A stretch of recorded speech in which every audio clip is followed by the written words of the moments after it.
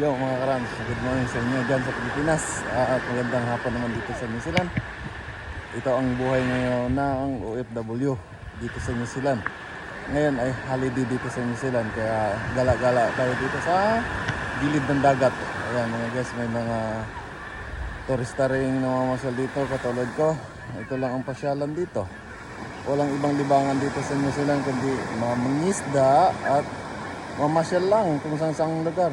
Tulad nito.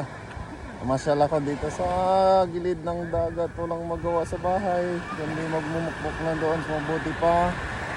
Walang gagala-gala. Mga guys, ayan. Ayan ang view lang dito. Parang Pilipinas din, walang pagkaiba. Mga guys. Ayan.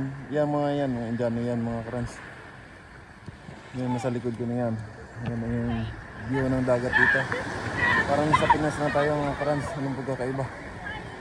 Okay, hanggang sa muli mga karans. Update ko kayo sa iba ko pang mga videos. Maraming salamat sa inyo. Bye-bye.